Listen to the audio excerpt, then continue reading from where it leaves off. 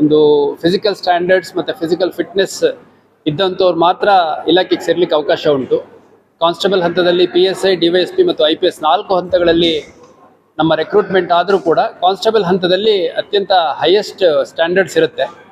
ನಮ್ಮ ಸಿಬ್ಬಂದಿಗಳು ಮುಖ್ಯವಾಗಿ ಮತ್ತು ಅಧಿಕಾರಿಗಳು ಇಲಾಖೆ ಸೇರಿದ ಮೇಲೆ ಒಂದು ಅನಾರೋಗ್ಯ ಇರಬಹುದು, ಸ್ಟ್ರೆಸ್ ಇರ್ಬೋದು, ಅವರ ಒಂದು ಲೈಫ್ ಸ್ಟೈಲ್ ಇರ್ಬೋದು, ಅದ್ರ ಜೊತೆಗೆ ಕೆಲಸದ ಒತ್ತಡ, ಇದೆಲ್ಲದರ ನಡುವೆ ಫಿಟ್ನೆಸ್ಸನ್ನು ಹಾಳು ಮಾಡ್ಕೊಂಡಿರುವಂಥದ್ದನ್ನು ನಾವು ಗಮನಿಸಿದ್ದೇವೆ. ಅದರ ಹಿನ್ನೆಲೆಯಲ್ಲಿ ಸುಮಾರು 40 ದಿನಗಳ ಕಾಲ ಒಂದು ಫಿಟ್ನೆಸ್ ಟ್ರಾನ್ಸ್ಫಾರ್ಮೇಷನ್ ವರ್ಕ್ಶಾಪನ್ನು, ಕಾರ್ಯಾಗಾರವನ್ನು ಮಾಡಲಾಗಿತ್ತು.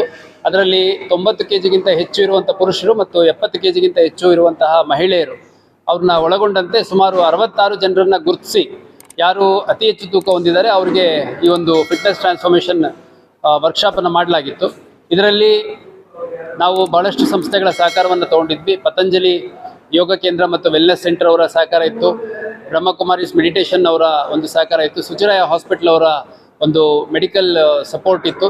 ಅದ್ರ ಜೊತೆಗೆ ಭಾಳಷ್ಟು ಜನ ಡಯಟಿಷಿಯನ್ಸು ಮತ್ತು ಸ್ಪೆಸಿಫಿಕ್ ಹೆಲ್ತ್ ಇಶ್ಯೂಸ್ ಇದ್ದಂಥವ್ರಿಗೆ ಸ್ಪೆಷಲಿಸ್ಟ್ ಡಾಕ್ಟರ್ಸು ಸೇರಿದಂತೆ ನಮ್ಮ CRನ ಅಧಿಕಾರಿ ಸಿಬ್ಬಂದಿಗಳು ಏನು ನಮ್ಮ ಪೊಲೀಸ್ ಕಾನ್ಸ್ಟೇಬಲ್ ಟ್ರೈನಿಂಗ್ ಕೊಡ್ತಾರೆ, ಸಬ್ ಇನ್ಸ್ಪೆಕ್ಟರ್ ಟ್ರೈನಿಂಗ್ ಕೊಡ್ತಾರೆ, ಅವ್ರನ್ನೆಲ್ಲ ತೊಡಗಿಸ್ಕೊಂಡು ಒಂದು physical workout, running, jogging, walking, ಅದ್ರ ಜೊತೆ ಡ್ರಿಲ್, ಅದ್ರ ಜೊತೆ ಯೋಗ, ಮೆಡಿಟೇಷನ್ ಸೇರಿದಂತೆ very strict diet as per the recommendation of dietitians ಮಾಡಿದ್ವಿ.